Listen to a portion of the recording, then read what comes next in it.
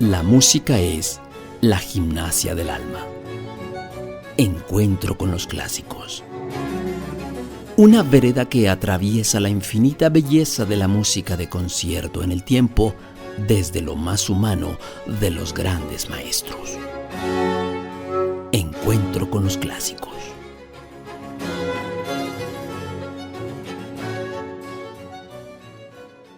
Sinfonie. Sinfonie. Estoy hablando en griego y es la forma en la que los griegos en la actualidad se saludan. Bueno, más que saludar es llegar a un acuerdo. Es como cuando tú y yo platicamos y decimos, ¿estás de acuerdo? Sí, sí, estoy de acuerdo. O el popular y común, ¿ok? Ok. Yo te puedo decir, ¿estás de acuerdo con esto? Ok, ok, hagámoslo así. Bueno, la manera de decirlo en griego es sinfoní. Yo te voy a decir sinfoní y el que esté de acuerdo conmigo va a decir lo mismo, sinfoní. ¿Dónde has escuchado esa palabra, sinfoní? Ah, sinfonía. Bueno, ¿qué quiere decir entonces sinfonía? Esa es una manera sencilla y fácil de recordar. Soy Miguel Ángel García y es para mí un placer estar contigo en esta edición de Encuentro con los Clásicos, en donde vamos a hablar, efectivamente, de la sinfonía. ¿Qué es una sinfonía? ¿Cuáles son los orígenes de la sinfonía? ¿Cuál ha sido la evolución de la sinfonía? Y sobre todo, ¿cuál ha sido la importancia que reviste esta forma de la música que tanto nos ha hecho divertirnos, que tanto la gozamos, pero sobre todo que tanto nos ha formado espiritualmente? Vamos a empezar entonces con el término sinfonía. Bueno, sinfonía ya dijimos que viene del griego. Viene del prefijo sin, que significa junto o pegado a. Y foní o foné quiere decir, como ya seguramente lo has adivinado, es sonido. Pero sonido en el sentido, digamos, clásico griego quiere decir vibración. Cuando tú y yo podemos vibrar de alguna manera y lo hacemos de una forma armónica, pues quiere decir que estamos de acuerdo. Tú y yo somos dos entes diferentes, pensamos distinto, tenemos puntos de vista diferentes por obvias razones. Sin embargo, el hecho de que tú y yo podamos estar platicando, o tú y tu pareja puedan estar platicando, o tú y tu familia puedan estar platicando, o una nación, una cultura pueda estar platicando, pueda estar llegando a acuerdos, quiere decir que hay armonía. Esto quiere decir que estamos en una sinfonía.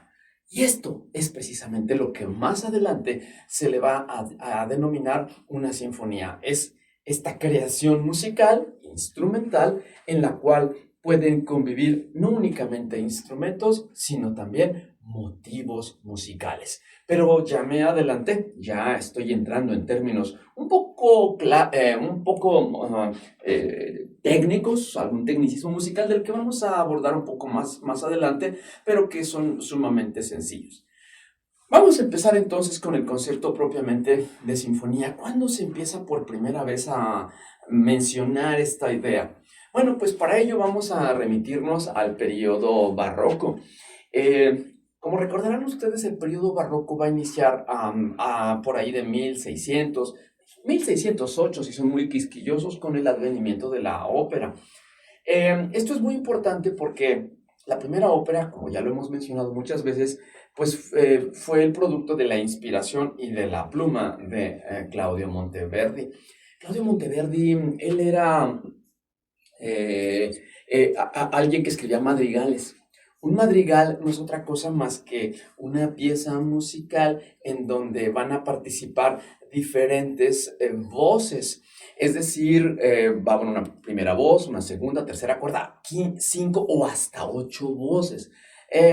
Sin ánimos de entrar en un tecnicismo musical, vamos a decir que, o te voy a pedir que imagines que son 8 cantantes, hombres, mujeres, voces agudas, voces graves, que están cantando al mismo tiempo. Esto es muy placentero porque obviamente no es nada sencillo. Se rompe la monodia, es decir, no todos, cuando estamos cantando, por ejemplo, las mañanitas, todo el mundo está, estas son las mañanitas, pero todo el mundo está cantando lo mismo. Eso es la monodia. La polifonía, que es de lo que estoy hablando ahorita, es precisamente cuando dos o más personas pueden cantar cosas diferentes al mismo tiempo, generando un estado placentero, un estado estético, algo muy bello. Entonces, de ahí venía precisamente Monteverdi. Y Monteverdi, cuando empezaban sus madrigales, él empezó a poner algunas introducciones meramente orquestales. Recuerden ustedes que estamos en el origen, en los inicios del periodo barroco. Y entonces decía Monteverdi, bueno, vamos a poner una especie como de introducción, una especie de preludio. Y entonces lo que hacía él es que le pedía a instrumentos de cuerda o incluso algún aliento que tocara algunos pasajes a manera de entrada. Y entonces a esto él le empezó a llamar sinfonía, sinfonía previo del ópera, se llamaba esto, es una sinfonía antes de una ópera que en aquel entonces todavía no existía como tal, pero que así se le llamaba a una obra musical, pero con música. Es importante mencionar quizá que hasta este momento no te haya llamado la atención el hecho de pedirle a un grupo de instrumentos, a un ensamble orquestal que tocara algo previo a una pieza vocal. Y bueno, en los orígenes del periodo barroco, esto era muy sofisticado, ¿sabes? Y es que en aquel entonces la música como tal, la música no era un lenguaje autónomo, no era un lenguaje en sí y para sí, sino que la música era una manifestación cultural, una manifestación artística que estaba únicamente ahí, pero para o bien acompañar a un cantante, es decir, una cuestión vocal, o bien para acompañar a un bailarín. La música per se no existía. Si alguien se ponía a tocar nada más, inmediatamente la gente saltaba y decía, bueno, se escucha bien, pero ¿dónde está el bailarín? ¿O dónde está el cantante? Entonces, cuando a Monteverdi se le ocurre poner estos preludios a manera de introducción en donde únicamente la música funcionaba o fungía como tal, pues obviamente se tornaba esto muy, muy sofisticado. Va a pasar el tiempo y ya cuando las óperas, estoy hablando de cuando Monteverdi hace esto, ya estamos hablando hacia 1623, que es cuando ya se consolida como un gran madrigalista. Cuando digo consolidarse como gran madrigalista, quiere decir que ya sus obras ya son muy maduras y que sus estructuras contrapuntísticas ya son muy sofisticadas. 5, 8 voces no es cosa fácil de concebir, de construir. Y menciono esto porque la primera ópera como tal data de 1607, La Fábula de Orfeo. Para 1623, él sigue haciendo experimentos sobre este concepto de ópera, que dicho sea de paso, la palabra ópera, como la conocemos hoy día, no va a tener la misma idea sino hasta 1643 aproximadamente, dicho sea de paso, en la fecha en la que él va a morir. Hasta entonces, sino o 43 o 47, imagínense ustedes, todavía el concepto de ópera, es más, él va a morir y ni siquiera se va a dar cuenta de la forma en la que la posteridad va a llamar a su gran obra, ¿no? A su gran creación, es decir, el género como tal operístico. Bueno, para 1623, unos años después de la consecución de su primera gran aportación, La Fábula de Orfeo, es cuando vienen estos primeros vestigios en donde precisamente esta manifestación o presentación de algunos instrumentos tocando algo, se le va a empezar a llamar precisamente eso, sinfonía. Conforme va pasando el tiempo, las óperas empiezan a requerir digamos, hoy día tenemos una tercera llamada o un vulgar, porque para mí se me hace un poco vulgar decir, shh, shh, ya va a empezar. Bueno, ese shh, shh, ya va a empezar, cuando va a empezar cualquier cosa, y en este caso, pues iba a ser la ópera, a los compositores se les trataban de encontrar una posibilidad, una solución para poder invitar a la gente a que guarde silencio y prepararse pues para la ópera o para recibir a los cantantes. Entonces ahí es cuando empezó a surgir este concepto de la sinfonía. no es otra cosa más que un grupo de 3 o de 4 músicos, ni siquiera eran tantos. Y es lo que se le conoce precisamente como la sonata a 3 o sonata a 4. Ahí estamos hablando ya de el vestigio más antiguo de lo que hoy vamos a conocer como una sinfonía. Ahora, ¿por qué sonata? Una sonata seguramente ustedes la habrán escuchado si son nacidos a la música, si son amantes a la música de concierto, seguramente tienen presente una sonata para piano, o una sonata para violín, o una sonata para violín y piano, para cello y piano, etc. Si son cuidadosos en el término, la palabra sonata viene del italiano sonare, que significa tocar. Cuando yo estoy haciendo una sonata, estoy haciendo algo que suena, algo que se toca. Y entonces estamos al frente de una manifestación en la cual solamente los instrumentos hablan o solamente los instrumentos suenan. De ahí su nombre de sonata. Ahora, ¿por qué sonata a 3? Bueno, pues porque era con tres instrumentos. Pudiera ser, no sé, 2 violines y un clavecín, o un cello, un violín y un clavecín, o 2 oboes y un fagot, etc. Digamos que esa es la forma. Entonces, regresamos a nuestro ejemplo. Viene un madrigal, 1623, Claudio Monteverdi. Antes de que empiecen a cantar, decía Monteverdi, a ver, antes de que empiecen a cantar, para llamar la atención de la gente, a ver, vengan ustedes 3 músicos o 4 músicos, por favor, interpreten una pequeña pieza, únicamente ustedes solos. Listos, empezamos, ¡pum! Empieza, eso es una sonata 3 o una sonata 4, escrita obviamente también por Monteverdi. Terminando esta pequeña presentación, entonces entrarían los cantantes o una ópera o lo que ustedes quieran. Pero ya entonces hay un antecedente. De estas sonatas, vamos a ponerle así, de la sonata 3 o una sonata 4, a la gente le empezó a gustar, ¿saben? Dicen, oye, pues no suena mal. Es decir, escuchar la música como un lenguaje autónomo, como una manifestación en donde no haya la intervención de un bailarín o de un cantante, en donde únicamente sea la música sola, pues obviamente esto nos llama la atención y suena bien. Esto también obviamente llegó al sentir de los compositores, y entonces conforme se dieron cuenta de que esta manifestación musical llamaba la atención, pues obviamente empezó a hacerse cada vez más complejo, y entonces los compositores se volcaron a componer y a escribir cada vez más sonatas. Esto es emocionante porque conforme va pasando el tiempo, cada vez estamos más cerca de la sinfonía. Todavía no llegamos a la sinfonía. Incluso se les empieza a llamar como tal, pero es una forma muy incipiente. No podemos decir que ya son propiamente sinfonías, sino que son, como ya dijimos, pequeñas piezas musicales en donde apenas se está generando una idea instrumental.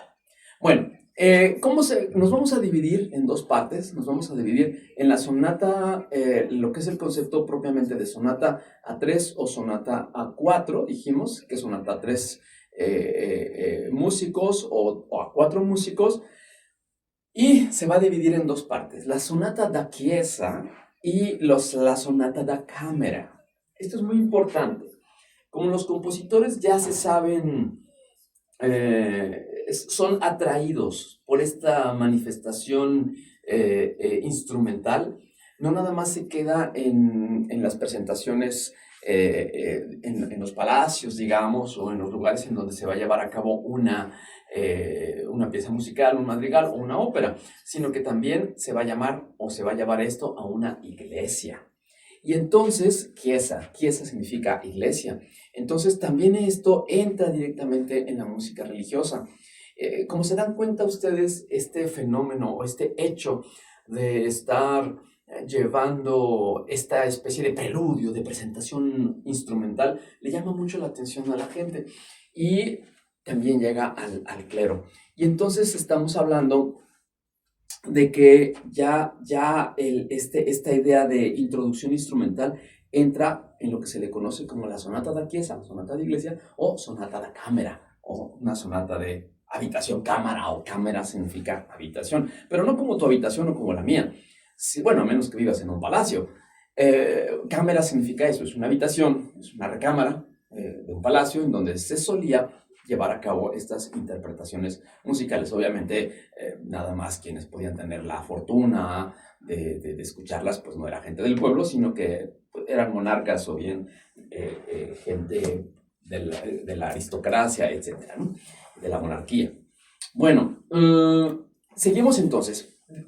Permítanme seguir desarrollando este esquema. Por un lado tenemos la sonata da 4, o sonata 3 o sonata 4, que son un grupo pequeño de instrumentistas que se van a dedicar a hacer una introducción a una ópera o a una pieza vocal. Entiéndase un madrigal, entiéndase una ópera como tal, o también entiéndase una misa.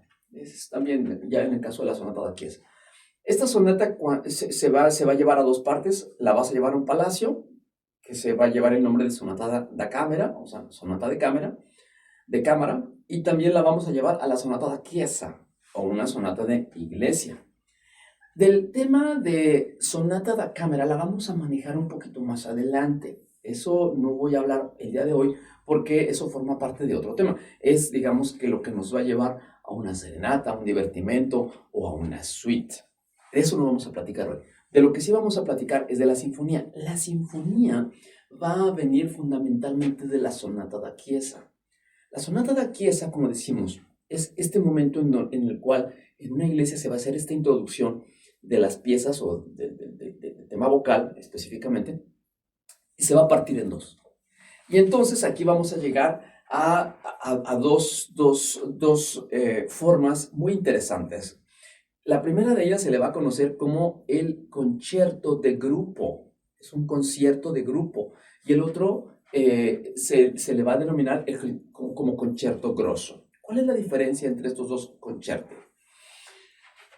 El concierto de grupo, de ahí viene la palabra concierto, es platicar, ¿no? Aquí lo que vamos a hacer es que el concierto grosso va a ser, todos vienen de la sonata da Chiesa, eso es muy importante tenerlo. El concierto grosso, del que no voy a platicar tampoco hoy, pero voy a sentar nada más algunos conceptos para que no se nos queden en el aire. El concierto grosso va a ser algo que se va a popularizar mucho en el siglo XVII. Es el principal representante o el principal productor y el que más va a desarrollar, o el primero que empieza a desarrollar esto va a ser Arcangelo Corelli, nacido en 1653. Vean cómo está todo muy pegadito y está perfectamente embonado. Él va a desarrollar este concepto del concierto grosso. El concierto grosso no es otra cosa más que un grupo de instrumentistas. Acuérdense que ya tienen a su disposición instrumentistas, solamente instrumentistas. Entonces ahora los compositores dicen, sí, ya aquí tengo un grupo de violines, no sé, tengo 6 violines, 8 o 10 violines, unas 2 violas, 2 chelos, un contrabajo, el clave, ¿no? El teclado a un lado. ¿Qué haré con ellos? Esa es la pregunta, ¿no? Viene este momento de hacer una investigación, una hipótesis, generar hipótesis. ¿Qué pasaría si? Entonces, lo que hace Arcangelo Corelli, bueno, no fue el primero, obviamente hubo algunos vestigios previos, ¿no? Pero bueno, finalmente él fue el que lo consolida como tal. Le dice, a ver, ustedes que están aquí como violines, ustedes van a ser los violines principales y van a llevar el tema principal. Les vamos a llamar concertato o concertati en plural. Ustedes van a ser violines concertati. Ustedes dos violines que están aquí van a ser los ripieni o ripieno. Ustedes van a ponerse a platicar, pero van a tener diálogos autónomos. Tú vas a hacer el cello, y el cello va a ser el cello concertato y el cello de ripieno. O sea, van a ser 2 chelos y cada quien va a tener su parte. El contrabajo, bueno, tú te vas a tener la parte el sustento armónico, igual el clavecín. Listos, empezamos, ¿no? Entonces se dan cuenta, aquí hay un concierto de una cosa que se le conoce como concierto grosso. O sea, es un gran concierto. Grosso significa gran o grande en italiano. Entonces quiere decir que el concierto grosso es una plática diferente entre diferentes partes o secciones de una orquesta, de un ensamble orquestal. Entonces aquí están platicando unos, que son los primeros, concertati, los ripieni, y empiezan a platicar, pero también están los chelos y están las violas. O sea, hay una gran plática, es una gran concertación, de ahí su nombre, concierto grosso. Quiero dejarlo ahí, sin embargo, hay algo que me jala y platicar es el fin de la historia, a reserva de que en alguna otra encuentro con los clásicos podamos desarrollar el concepto del concierto. Para no dejar aquí nada más los cables sueltos, permítanme decirles en qué va a desembocar el concepto del concierto grosso. El concierto grosso, así como lo tenemos, como decíamos, el primer eslabón lo establece Arcangelo Corelli. Después va a venir otro gran compositor de concerti grossi, que es Antonio Vivaldi, y después va a estar Händel también, contemporáneos, casi todos ellos. Händel va a componer 2 series de conciertos, del Opus 3 y del Opus 6, son grandes grupos de concerti grossi. Sin embargo, el que los va a llevar al máximo desarrollo, el concierto grosso, va a ser Johann Sebastian Bach, con sus famosos concerti de Brandenburgo, los conciertos de Brandenburgo. Son 6 conciertos de Brandenburgo en donde, según especialistas en este ámbito, se dice que es el máximo nivel de desarrollo que pudo haber tenido el concierto grosso. Bueno, ¿y hasta dónde se va a quedar? ¿Ahí se queda? No, va a evolucionar a algo que se le va a conocer como el concerto di solista. Y es interesante, traten de ponerse ustedes en el papel de un compositor de concierto grosso. Concierto grosso son, dijimos, varios instrumentos y cada uno de estos instrumentos va a tener algo que decir. Obviamente los argumentos más importantes, por decirlo de alguna manera, son los instrumentos que llevan el nombre de los concertati, los que van a ser una especie de eco, casi así decirlo, por decirlo también de alguna manera, son los ripieni. Bueno, la forma en la que va a migrar o evolucionar esta idea es en lo que se le conoce como el concierto de solista, en donde lo que va a hacerse ahora es que voy a eliminar todas las partes protagónicas o protagonistas del concierto grosso y le voy a dejar esta responsabilidad única y exclusivamente a un instrumento. Y es precisamente el concierto, el solista, el que ahora va a platicar con toda la orquesta, de ahí su nombre, solista.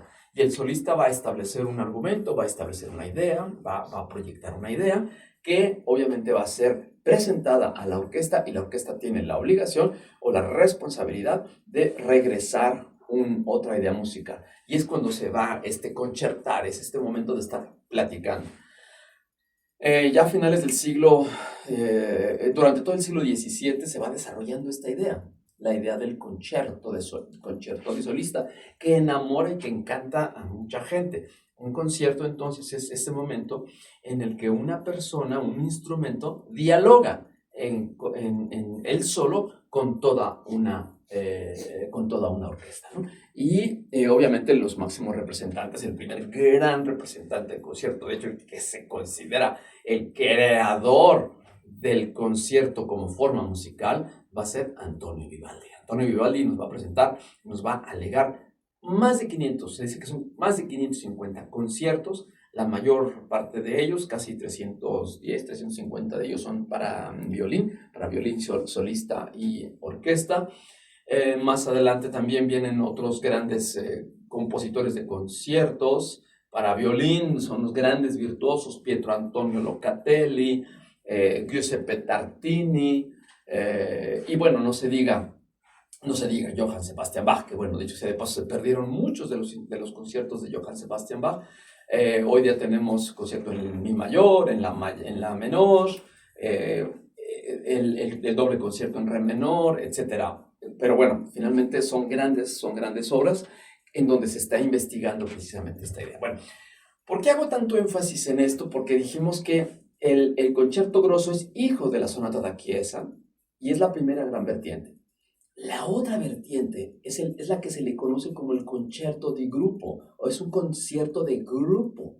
Ya no es un concierto grosso en donde hay diferentes secciones o partes de la orquesta que están dialogando o enfrentándose, si me permiten la expresión, sino que ahora toda la orquesta en su conjunto, todos los instrumentos van a ir dialogando pero no enfrentándose entre sí, sino que todos ellos van a ir desarrollando un tema. Ahorita, regresando de nuestro corte, voy a explicar a qué se refiere todo esto. Entonces, antes de irnos al corte, vamos a establecer que la diferencia fundamental entre un concierto y una sinfonía es que el concierto es un enfrentamiento de temas. Son dos temas que se van a enfrentar, sea por una sección contra otra sección, concierto grosso, o sea por el enfrentamiento que tiene un instrumento versus toda la orquesta, que sería el concierto de solista. Su origen es el mismo, que es la sonata da chiesa o sonata de iglesia. La otra parte, que es la sinfonía, es precisamente producto de algo que se le conoce como el concierto de grupo, y es la forma en la que no va a haber un enfrentamiento, sino que entre todos los instrumentos van a ir desarrollando varios temas de una manera muy especial. Y ahorita precisamente estamos a punto ya de entrar en lo que ya empieza a sonar como lo que más adelante, como la posteridad, va a entender el concepto de sinfonía. Pero bueno, eso lo vamos a desarrollar regresando de un corte de estación. Regresamos, amigos, a esta edición de Encuentro con los Clásicos, en donde nos encontramos hablando de la sinfonía. Y bueno, ya dijimos que tanto la sinfonía como el concierto tienen una cuna común, y esta es la sonata da chiesa o sonata de iglesia. En la música se trataba de ver qué posibilidades existía para poder tener música producto de el ejercicio o de la generación de música, pero meramente instrumental. Ya dijimos también que el hecho de tener una presentación de instrumentos únicamente sin la participación de un bailarín o sin la participación de una voz, de un coro, pues sonaba muy sofisticado. Bueno, el periodo barroco se va a caracterizar por eso. De hecho, una de las características típicas del proceso o del periodo barroco, de la música barroca, es esa. Es el momento en el que la música adquiere una autonomía como lenguaje. La música va a ser un lenguaje en sí y para sí. Muy bien, entonces decíamos que tanto el concierto grosso y más adelante el concierto de solista, van a tener una mamá común, vamos a llamarle así, que es la sonata da chiesa.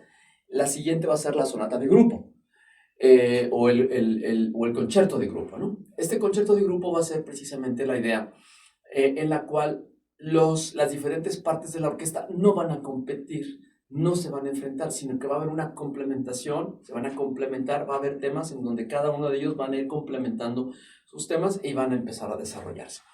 Si ustedes son quisquillosos y ponen en internet, simplemente esto ya lo hice y la verdad resultó muy interesante, poner Vivaldi, sinfonía. ¿Cuántas sinfonías escribió Vivaldi? Es una pregunta muy interesante porque seguramente ustedes, cuando digo la palabra Vivaldi, inmediatamente piensan en las 4 estaciones. Obviamente, las 4 estaciones son 4 conciertos para violín. O también les van a salir cualquier cantidad de conciertos para cello, para mandolina, etc. Pero son conciertos, no son sinfonías. Si ponen Vivaldi o si alguien menciona la palabra Vivaldi, también están pensando ustedes en una ópera. Él va a componer 96 óperas, más de 90 óperas. Lo cual quiere decir que pues también se hizo famoso por ello. Sin embargo, a ver la pregunta, ¿cuántas sinfonías hizo Vivaldi? Si ustedes ponen en internet Vivaldi sinfonía, efectivamente van a salir algunas y son aproximadamente 23 sinfonías. Pero aquí vamos a entrar en esta idea.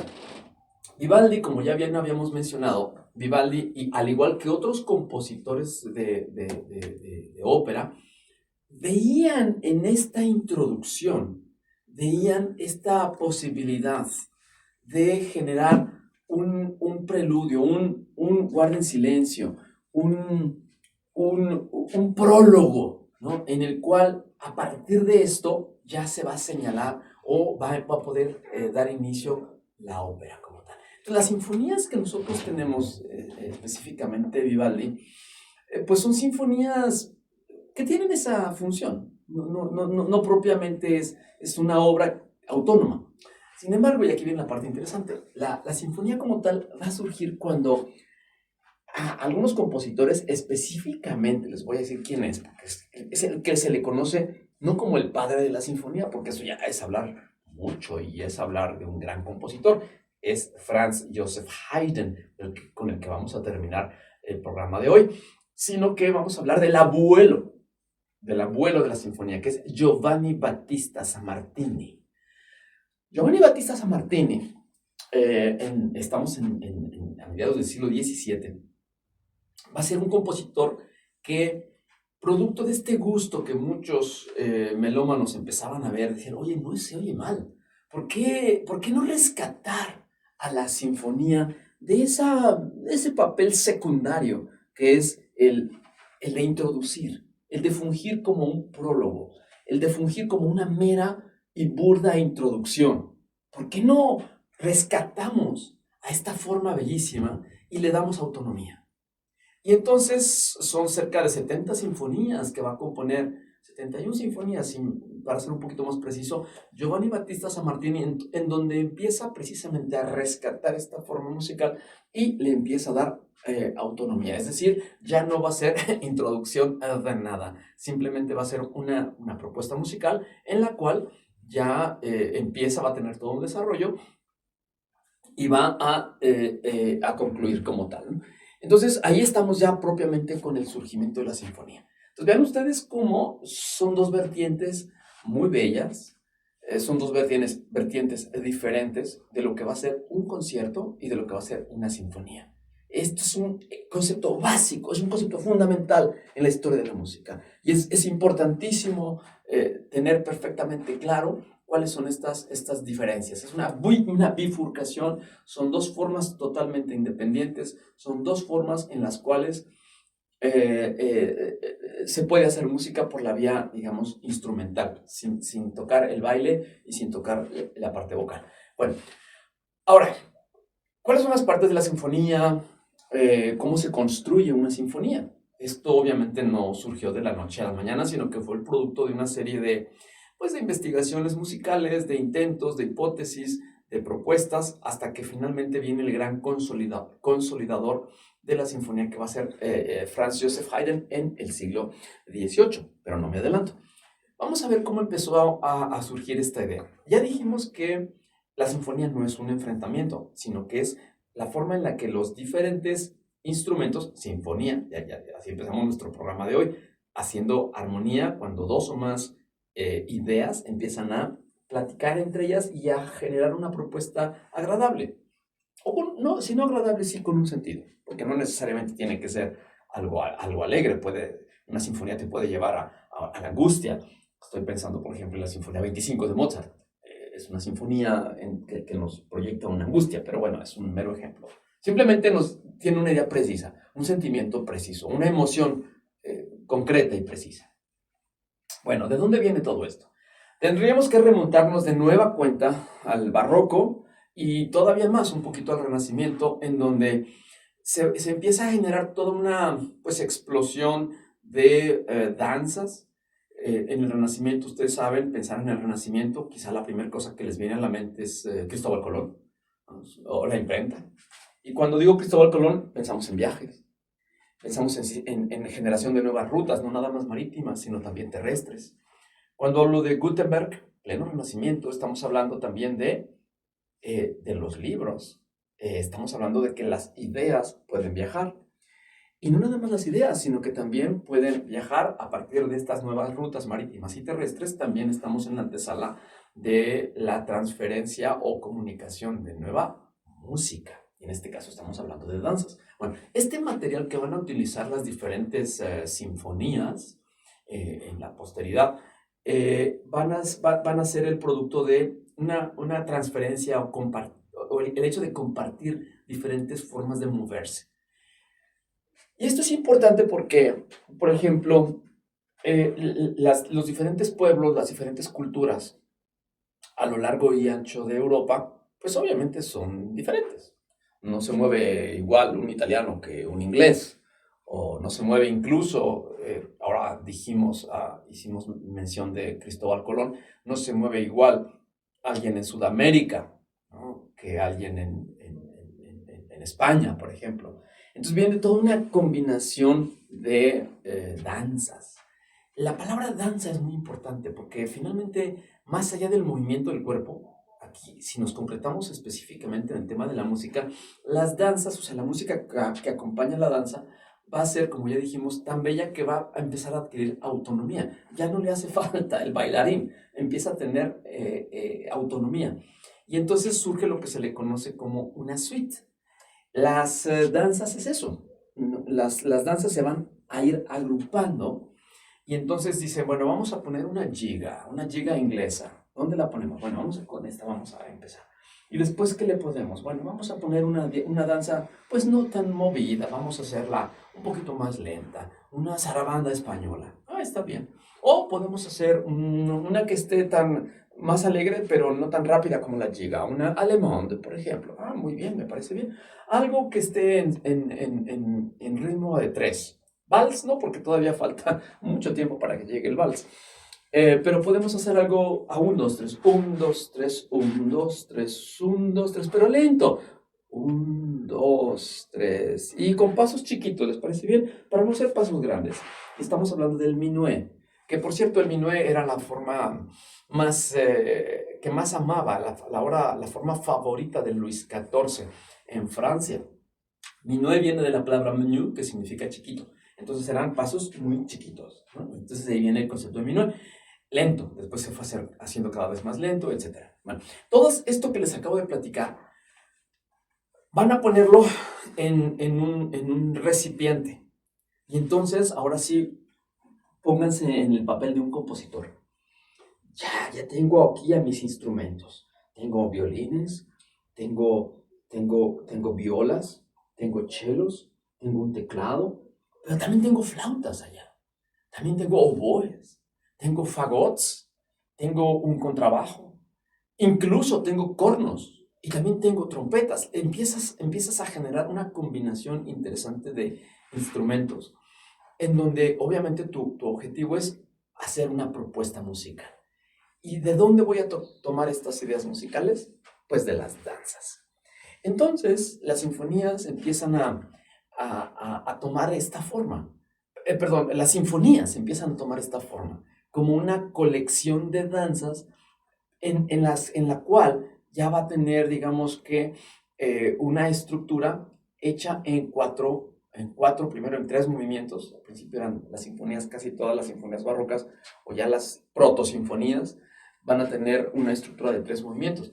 ¿Cuáles son estos 3 movimientos? Bueno, son 3 movimientos, rápido, lento, rápido. ¿Por qué? Bueno, básicamente porque esto obedece a la rítmica de un bailarín. Normalmente cuando empiezas a bailar, pues tiendes a moverte rápido, después te cansas y pues te mueves más despacio para descansar un poquito, pero te sigues moviendo, viene un movimiento lento y al final, pues para dar un gran final, viene esta idea de un presto o de un movimiento rápido. Esta, digamos que es la estructura que va a tomar una sinfonía. Por eso cuando vamos a un concierto o cuando vemos una sinfonía, siempre decimos sinfonía número tal, de tal compositor, en 3 movimientos, o en 4 movimientos, o en 5 movimientos, ¿no? O en un movimiento, que bueno, ya después en el siglo XIX va a haber propuestas muy interesantes, ¿no? Pero no me adelanto.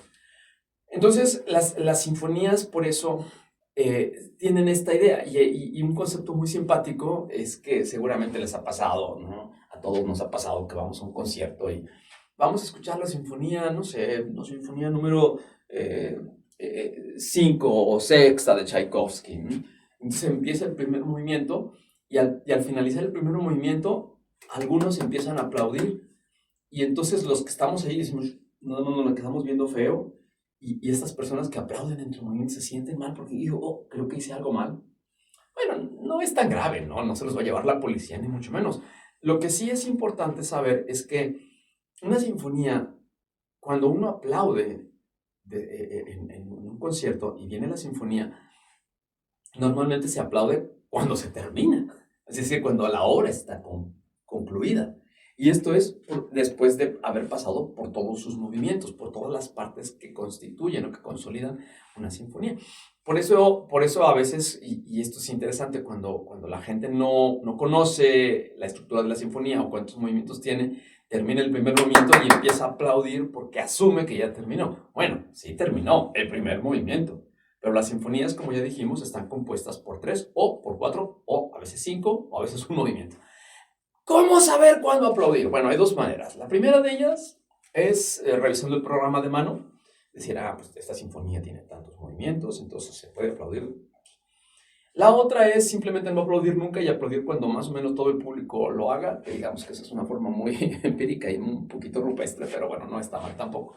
Y la otra es aplaudo cuando te guste y cuando se te pegue la gana. No hay ningún problema, simplemente te van a ver feo, pero no hay ningún problema. Te recomiendo que no lo hagas, te recomiendo que aplaudas precisamente cuando haya terminado la sinfonía. Bueno, ahora, estas sinfonías van a empezar se va a empezar a desarrollar ya ahora sí ya el lenguaje, el mensaje musical ya va a estar bastante robusto. Las orquestas van a empezar a crecer. Ya no son orquestas de 3 o 4 o 5, sino que ya son orquestas más grandes. Se van a generar diferentes estilos de los que vamos a platicar más adelante. Vienen el estilo berlinés, el estilo de Leipzig, obviamente las óperas italianas, etc. Ya cada quien va a empezar a tener un estilo muy propio. Sin embargo, aquí es obligada a hacer una primera escala en donde, producto del desgaste que va a sufrir el periodo barroco, cuando digo desgaste quiere decir que, como ya hemos platicado aquí, la idea de la música barroca tiene que ver fundamentalmente con esta idea de sobre recargamiento de detalles, de elementos. Entonces, la gente, como en la historia del arte, se cansa en cualquier periodo, en cualquier momento histórico en el arte, se cansa, y entonces tratan de migrar a un siguiente manifestación en donde ya sea totalmente diferente la propuesta. Entonces, si en el periodo barroco era una sobre recargamiento de recursos, viene el siguiente periodo, que va a ser primeramente, digamos, el estilo galante o el clásico, ¿no? En donde va a ser exactamente lo opuesto. Así somos los seres humanos.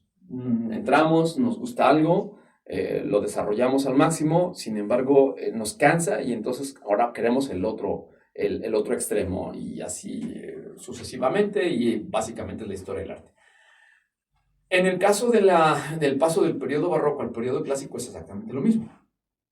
Las obras sinfónicas tempranas tenían esta característica. Sí tenían, ya había un desarrollo incipiente, sin embargo, ahora había que hacerlo mucho más sencillo, no más burdo, no más simple. Recordemos esto, o sea, el concepto de la armonía se hace incluso hasta veces más compleja. Lo que sí es importante mencionar es que las ideas musicales tienen que ser ahora muy claras. Y entonces, la sinfonía empieza a adquirir una estructura muy interesante. Ya en el primer movimiento va a surgir algo que se le conoce como la forma sonata, o la estructura. ¿La sonata qué es? No hay que confundir lo que es una sonata a la forma sonata. Una sonata como tal es el género que ya habíamos platicado, que viene de sonare, es el momento en el que un instrumento o más instrumentos suenan, de su nombre, sonata, ya sea la sonata. La forma de sonata no es otra cosa más que la forma de administrar. Aquí a veces este es un concepto un poquito delicado y complejo, y a veces lo confundimos y nos aleja de lo que queremos decir. Bueno, entonces otra vez, no confundamos lo que es una sonata a la forma sonata. La forma sonata es la forma en la que se van a administrar los diferentes temas. ¿Cómo poder explicar esto sin meternos en terminología musical o en tecnicismos musicales? Básicamente piensen ustedes que una sonata, una forma sonata o la forma sonata es como si fuera una novela. ¿Sí? Una novela. En una novela, la que ustedes me digan, no sé, alguna tragedia de Shakespeare, ¿no? Es una novela en donde hay un protagonista o dos protagonistas, el bueno, el malo. El bueno se va a enamorar de una mujer guapa, el malo a lo mejor quiere matarlo o le quiere robar a la novia, y después hay un conflicto, y después está a punto de morir el bueno, pero al último momento, por alguna razón, se salva y termina el bueno casándose con su amada de siempre y son felices para siempre. Ahí básicamente hay un modelo. Esto no lo digo yo, digamos que este patrón arquetípicamente lo va a manejar Aristóteles, ¿no? Desde entonces ya existía esta forma, pues más o menos de irnos creando, por eso nos hace sentido. Si yo dejara la historia a la mitad, la gente dice, oye, bueno, ¿y qué pasó? Y no quiere decir que seamos expertos en literatura o en una cuestión poética, simplemente, arquetípicamente los seres humanos estamos hechos para eso, para terminar historias. De ahí la agudeza, la sensibilidad y la profundidad de la percepción aristotélica. Entonces, esto mismo que les acabo de platicar, si bien no está con las personas o con personas, sí está con eventos o con motivos musicales. Entonces, una sinfonía, específicamente el primer movimiento de la sinfonía que va a llevar la estructura de una sonata, de una forma sonata, es eso. Cada vez que ustedes escuchen la forma o la palabra forma sonata, estamos hablando de un momento en el que va a llegar, va a haber una introducción, después viene la presentación de un personaje, en este caso no es un personaje, sino es un motivo musical, y ya lo conoces. De ahí viene un puentecito. Esto es toda una cuestión muy teórica, pero viene un puentecito musical en donde dice, bueno, aquí está el primer protagonista. Viene un puentecito musical y después viene un segundo protagonista. Entonces ahí, cuando vamos a escuchar, cuando estamos escuchando un primer movimiento de una sinfonía clásica, siempre estamos expuestos a eso. Es muy interesante cómo escuchamos un primer tema, ya, ese es el primer tema. Viene un puente y viene el segundo tema. Ahí conocemos al bueno y conocemos al malo. Voy a retomar una película, la que ustedes quieran. Simplemente viene y dice, bueno, va a la presentación de, no sé, la Guerra de las Galaxias. Cuando digo la Guerra de las Galaxias, inmediatamente estás pensando ya en dos personajes. En Luke Skywalker, por ejemplo, y en Darth Vader. El bueno y el malo, el blanco y el negro. Son dos fuerzas antagónicas. Entonces, cuando viene la película, inmediatamente sabes cuál es el bueno. ¿Por qué lo sabes? Por muchas razones. Primero, su forma de hablar, su forma de sentir, su forma de vestirse incluso. E incluso musicalmente también. Existen leitmotivs, existen los motivos musicales que te identifican. Cuando vienen motivos alegres o abiertos o mayores, en tonalidades mayores, inmediatamente pensamos en la bondad, en el bien. Pero cuando vienen tonalidades menores o incluso algo que te genera disonancias, inmediatamente piensas en que ese es el malo o que está vestido de negro. O sea, dense cuenta ustedes cómo hay muchos elementos, tanto visuales como musicales, que nos permiten identificar el bien y el mal. Obviamente estamos hablando de una cuestión occidental, no necesariamente esto es una cuestión universal, o sea, quizá en la India o en Japón o en China se maneje de manera distinta, pero bueno, esa es otra historia. Entonces, bueno, regresamos. Cuando empezamos con una película, en una película inmediatamente identificamos el bueno y el malo. Ya está. En el primer movimiento de una sinfonía pasa exactamente lo mismo. Entramos con el primer tema, entramos con el segundo tema. Y una vez que están ahí, entonces, ¿qué hacemos con ellos? Si regresamos a la película, retomamos el tema de la Guerra de las Galaxias, por ejemplo. Luke Skywalker y Darth Vader se tienen que enfrentar. No saben, están tratando de luchar por algo que le dé sentido a su existencia, y entonces hay una persecución, hay una lucha, hay un enfrentamiento, hay una confrontación entre estos dos personajes, y el bueno está a punto de morir, está a punto de sucumbir. De ahí viene esta parte emocionante en las historias. En el caso de la sinfonía es exactamente lo mismo. En el caso de la sinfonía viene el primer tema, después viene un segundo tema, y en un tercer momento viene una mezcla entre los dos temas. Esta mezcla puede ser una mezcla, ahí es cuando se abre el escenario para que el compositor pueda desarrollar su creatividad y precisamente fundir estos dos temas.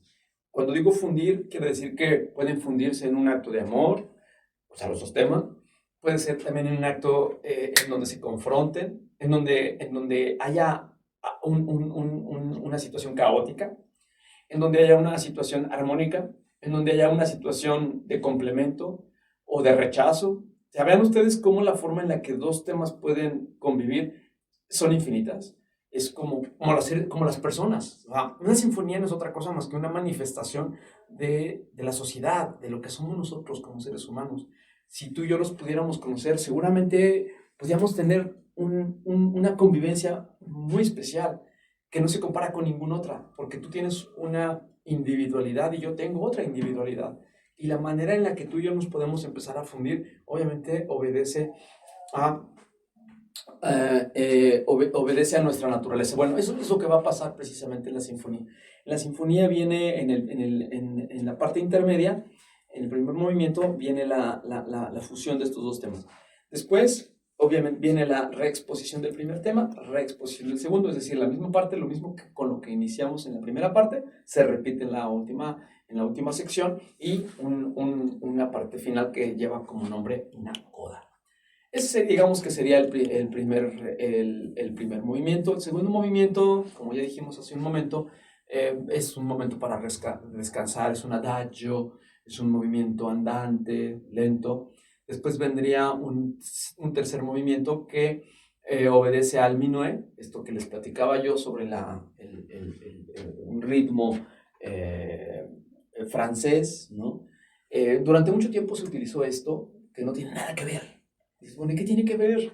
¿Qué tiene que ver el minué con el adagio o con la forma sonata del primer movimiento? En estricto sentido, nada. De hecho, no debe tener ninguna relación. Simplemente se añade. Tercer movimiento, minué.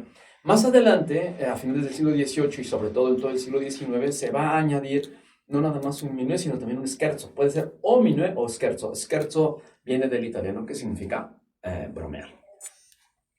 Y al final, bueno, pues viene un allegro, que no es otra cosa más que otro tema, que va a retomar normalmente algunos temas ya expuestos previamente a lo largo de la sinfonía, que le den de alguna manera esta idea de conjunto, esta idea de totalidad, ¿no? que va a tener. ¿Quién hizo todo esto? Pues el padre de la sinfonía, ahora sí, Franz Joseph Haydn, nacido en 1732 y va a ser quien va a recopilar toda esta herencia barroco y sobre todo de la escuela de Mannheim, todo el principio del siglo XVIII, Giovanni Battista Sammartini, todo esto que acabamos de platicar lo va a poner en este laboratorio, en su laboratorio, en el Palacio de Esterházy, en donde finalmente nos va a hacer una propuesta de 104 sinfonías, en donde se va a desarrollar y a experimentar una propuesta que después retomarán Mozart, Beethoven, Brahms, Mahler, y en general el concepto propiamente dicho de una idea musical expuesta por instrumentos que ya son autónomos, que ya no tienen la necesidad de acompañar a un cantante o a un bailarín. Sinfonie.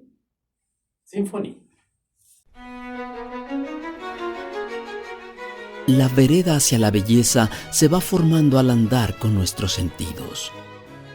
Dejemos que sean las musas y sus emisarios, los grandes maestros, quienes nos acompañen en nuestra próxima emisión. Encuentro con los clásicos.